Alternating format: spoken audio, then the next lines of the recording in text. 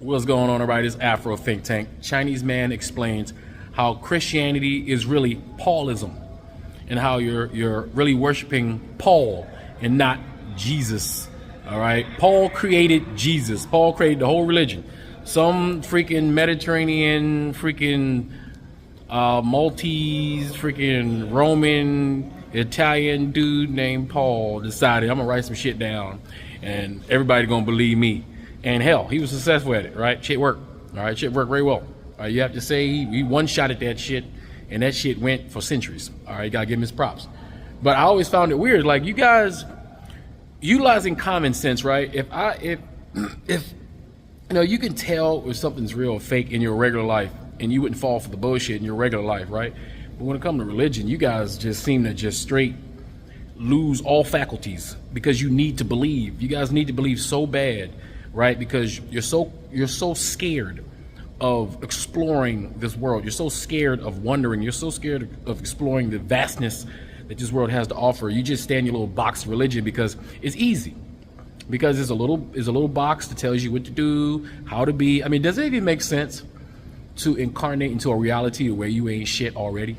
Does that even make sense? Does it make sense that something is so amazing it could create the universe, but it needs mere mortals that it creates to worship it for it to feel better, you know, to deal with its own securities? Like if you just read the man-made Bible, the Old Testament, the God was a mean, vicious entity, one to be afraid of, one to be scared of, right? And all of a sudden, he decided he was going to kill himself with himself. He was going to make people evil and then punish them after he made them evil. Like none of this shit actually makes sense, right? And there's no historical evidence for anything that ever happened in the Bible. There's none, zero, zilch. And there are older books than the Bible. And there are libraries older than the Bible, thousands of years older than the Bible. Africans have libraries that are thousands of years older than the Bible. We have manuscripts and we have stories, all the same stories that you see in the Old Testament, New Testament. All that shit is old news, those old reruns. This is a freaking a redo of a redo of redo, right? But I'm gonna let this Chinese dude explain it. And I know talking to Christians or Muslims or anybody in religion is like talking to a brick wall because it's a cult. Religions are cults. It's the biggest cults, most successful cults, most dangerous cults, but they are cults nonetheless, and they're limiting. They limit the human mind. Religion is not made for the African. Religion is made for those who are afraid of life, for those who are afraid to make choices, to do different things, to explore, to examine. A lot of people waste their whole lives and their spiritual experiences down here conforming to obeying somebody. I'm pretty sure all of us, being God spirits, didn't come down here to obey anybody. That's not the point of life, to obey somebody, to obey a pastor, to obey a mysterious being in the sky that is both jealous of you and all powerful at the same time. It don't make any sense. But anyway, without further ado, this is Afro Think Tank. Learn something, teach something. I'm out. The major individual in the Bible who was a Hellenized Jew in the Roman Empire is named Paul. And he is credited with most of the writing of the New Testament. About a third of the New Testament, which is the Christian Bible, either is written by Paul or it's about Paul. So that's why we believe that not Jesus, but Paul is the real founder of Christianity. Okay? Christianity, again, is not by Jesus. It's not a religion by Jesus. It's a religion about Jesus. And there's a difference. There are a lot of questions in the story of Paul that don't make any sense. Okay? The first thing that doesn't make sense is like, who is this guy? Right? He has all this power and money, and he can do whatever he wants. And no one can touch him. Right? So that's the first big question. Second big question is, why does he convert? Right? His conversion story doesn't make any sense. We're like, okay, well, because he saw Jesus. Okay, that's fine. But guess what, guys? After Jesus talks to him, Jesus sort of disappears from the story. And you would think that if Jesus was so important to Paul, Paul would quote from Jesus, right? But he doesn't quote from Jesus. Jesus has a lot of message, a lot of sayings, but Paul rarely quotes from him. Okay?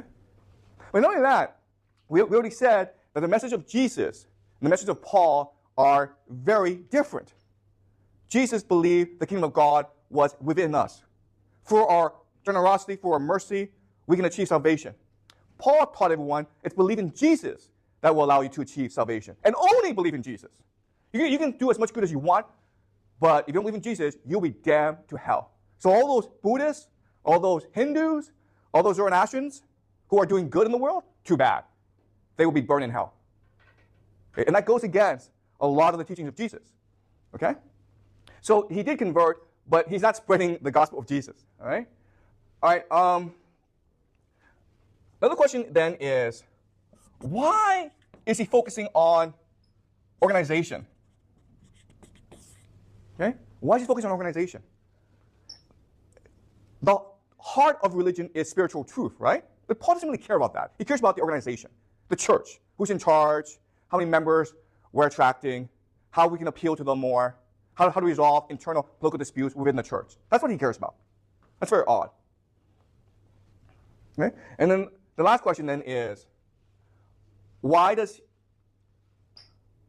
he get in trouble with the Jews, and why did the Romans save him? Okay? So these are questions. Now, let's first go over the Christian explanation. And the Christian explanation is, Paul was part of the divine plan. Okay? So Jesus brought truth into the world, right? The truth of Jesus, that's what Jesus teaches. But it was Paul who created the structure and the organization that allowed Christianity to spread. Okay? So, an analogy or a comparison is the story of McDonald's. McDonald's. You guys all know McDonald's, right? Well, guess what? In the 1950s, McDonald's was one restaurant in California. It had amazing hamburgers. And it really had the best hamburgers. And a man named Ray Kroc visited this restaurant. And it was being run by the McDonald brothers. That's why it's called McDonald's, okay? When Ray Kroc says to the brothers, you know what? You guys have an amazing restaurant. Let me scale it out. Let me convince others to open McDonald's around America and the world. This is called the franchise model, okay? The franchise model. The franchise model. And so the brother says, yeah, sure. And what Ray Kroc did was he drove everywhere, like Paul. And he had these meetings, like Paul, where he convinced people of the American dream, like Paul. Ray Kroc said to everyone, if you open McDonald's, you will get rich and you will live the American dream. Right? Paul said to everyone, if you believe in Jesus, you will achieve salvation. And because Ray Kroc was such an amazing salesperson, McDonald's eventually became the largest restaurant empire in the world, right?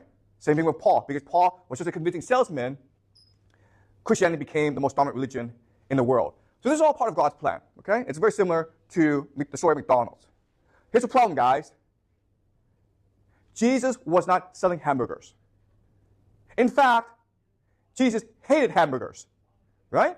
The central message of Jesus is wealth is wrong. Business is wrong. Hierarchy is wrong. What matters is the spiritual truth in your heart.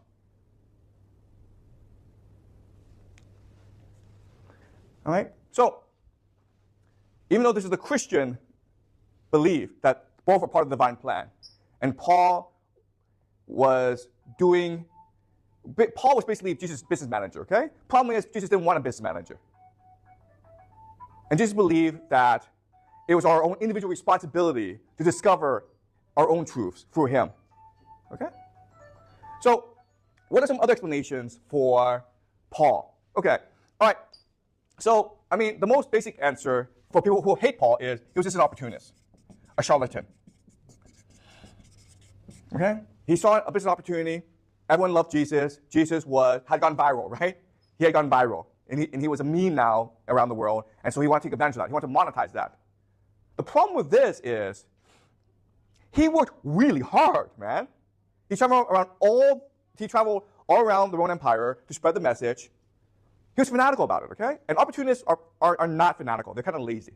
So I don't really buy this idea that he was an opportunist. He really believed in what he was doing. He was driven by a sense of mission, okay? And also, guys, remember, if he's a Roman citizen and his parents are Roman citizens, then he's probably wealthy himself. He doesn't really need this money. Also, what's important for us to understand is Paul comes from a very well-educated background. He's very wealthy. He speaks Greek. He writes Greek beautifully. He's classically educated. He doesn't want to deal with James the Just, who is not well educated, right? He doesn't want to deal with these people. So why is he dealing with these people? Right? So I don't really buy this explanation. Another explanation is secret conspiracy. And the idea here is Paul and maybe many who supported him hated the Roman Empire. And they believed Christianity would be a weapon that would eventually destroy the Roman Empire, which is what happened historically. That's 300 years in the future. How could Paul know that? And also, what does Paul have against the Roman Empire? Really, right? He's beneficiary of the Roman Empire. He's wealthy, his parents are wealthy. All right? So, another explanation, which, by the way, I've never heard before, but which I do believe. All right? So take this with a grain of salt. But I believe he was a spy for the Roman Empire. All right? Okay. He was a spy. Okay, so let me explain the idea here. What is he doing? And, all right. So the Jews have always been a problem for empires, both the Greek Empire and the Roman Empire.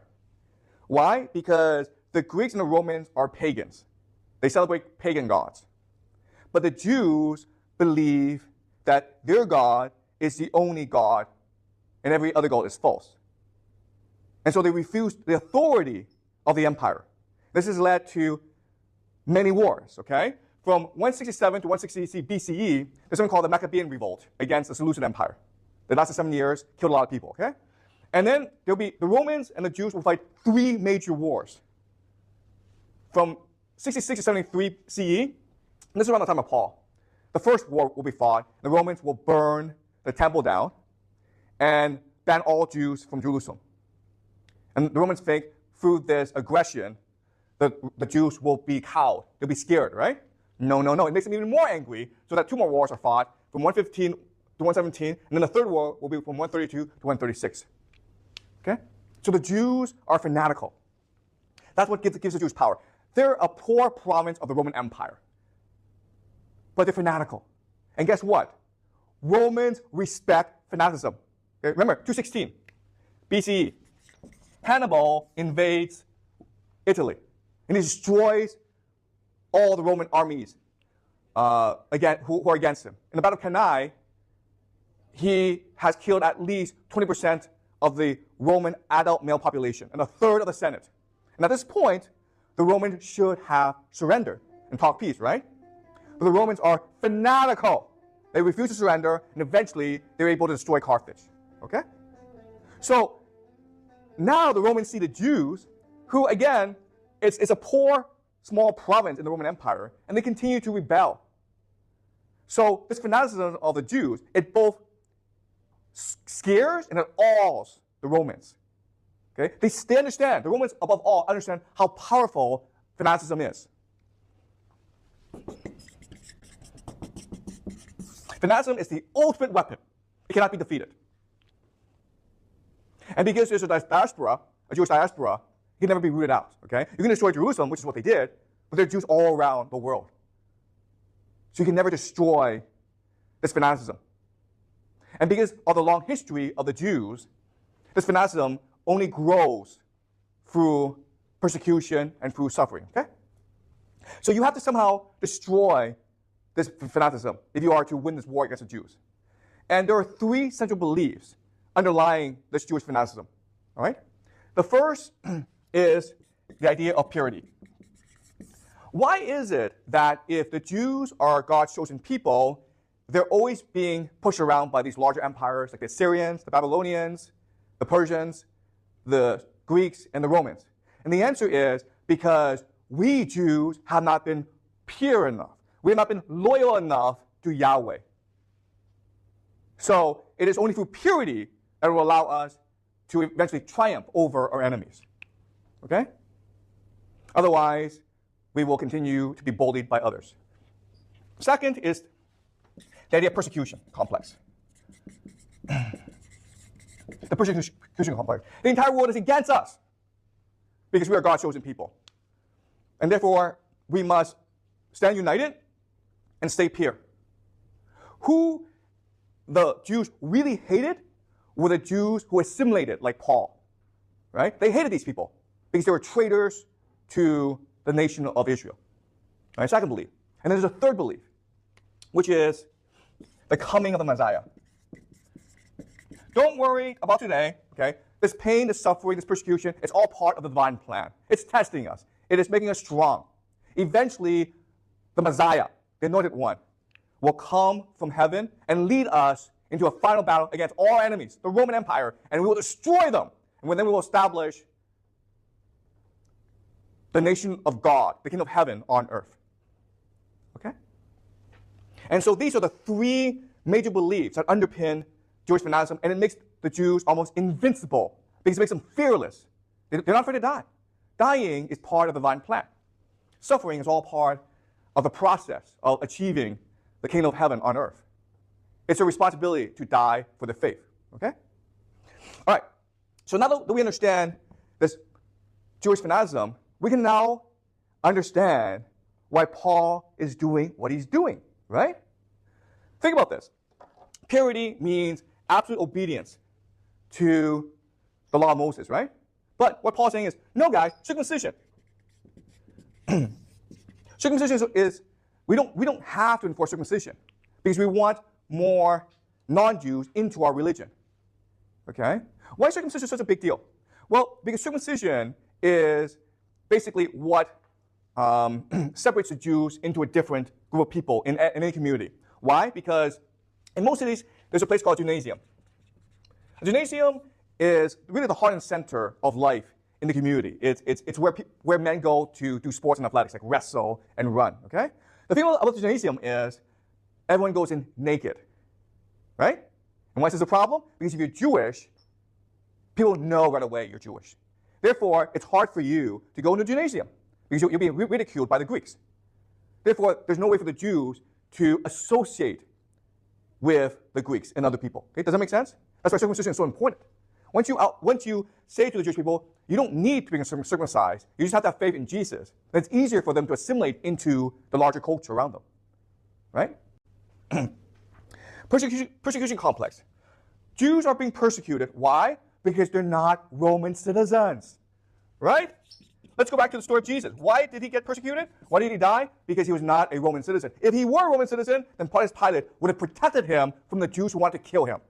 Just like how the Roman soldiers protected Paul from those Jews who wanted to kill him. So guys, focus on being a Roman citizen, and you can believe anything you want. You will no longer be persecuted. You'll be part of the Roman Empire. Right? And the last thing is the coming of the Messiah. Right? Jews believe the Messiah is going to come and lead them into final victory against all their enemies, especially the Roman Empire. But what Paul is saying is this: the Messiah has already come. He's Jesus.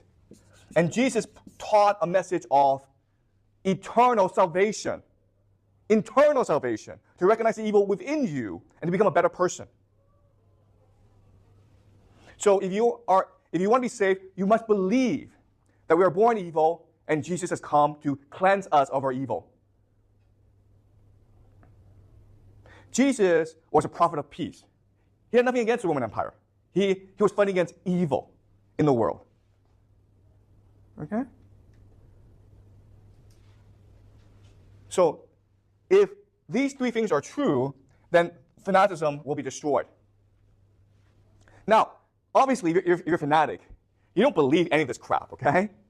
But Paul's message was not for fanatical Jews. They were still a minority. His message were for diaspora Jews like him who were stuck between the Roman Empire and the Jewish faith. Right? They were part of the Jewish diaspora. Maybe their fathers were Greek and their mothers were Jewish. Okay? And these are a lot of people. So Paul's message was for these people. You can still be Jewish if you believe in Jesus. And once you believe in Jesus, then you can now assimilate into the Roman Empire. And this will free you to believe whatever you want. Okay? So this is Paul's mission. Now, then the question then is, why is Paul doing this? Why would Paul do this? And I think the answer is this. I don't want to say Paul is opportunist or he's evil. I believe he was also a believer in his mission. His mission was what? To save his people. If you want to continue to live within the Roman Empire, you have to adapt yourself. You have to make compromises. You can't wait for the Messiah to come save you. You have to save yourself by adapting to the Roman Empire. And look, there are lots of advantages to the Roman Empire. You can become very happy and prosperous if you play by the rules of the Roman Empire, like he did. Okay? So in many ways, what's odd about Paul is he teaches us that Jesus is the Messiah, but in his heart, and you can tell by his writings, he himself believes he's really the Messiah who has come to save his people. And that's why he's so fanatical about building the church of Christianity. The church that will eventually become Christianity, okay? Again, at this point in history, they're not Christians. They're still Jews. Okay?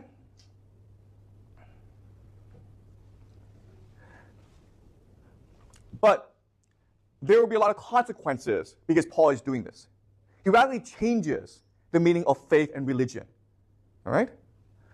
Because, again, the story of Jesus doesn't really make any sense. And his story doesn't make any sense either. Okay? He's lying about who he is. So he creates a new concept.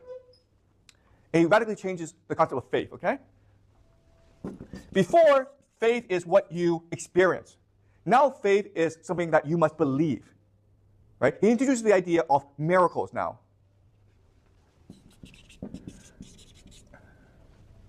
If something can be explained, it's because it's a miracle. All right? And this is a new idea that really didn't exist before. And the use of miracles is to explain the contradictions or the inconsistencies in the story of the Bible. Okay? So that's one major revolution of Paul's teachings. Another is the idea of tradition. Tradition is more important than the Bible, okay? So the story's interpretation of the Bible is now more important than the Bible itself. And Paul's church will eventually become the Catholic Church. And one thing about the Catholic Church is you are not allowed to read the Bible. The Bible is sacred, it's forbidden. Only priests are allowed to read the Bible. Because the fear is, if you read the Bible, you might misinterpret the Word of God, okay? You don't have the spiritual power in order to fully interpret the Bible properly. Okay? All right? Okay, so there are lots of major changes to the idea of religion because of Paul's work. All right, so that is my central argument about Paul. Free Sudan! Boycott diamonds and gold! Free Sudan! Boycott diamonds and gold! We most definitely cannot forget about the people of Sudan. Thanks for watching Afro Think Tank. Don't forget to like, share, and subscribe. And follow me on Substack and Patreon for more content. Remember, it's Pan-Africanism or nothing.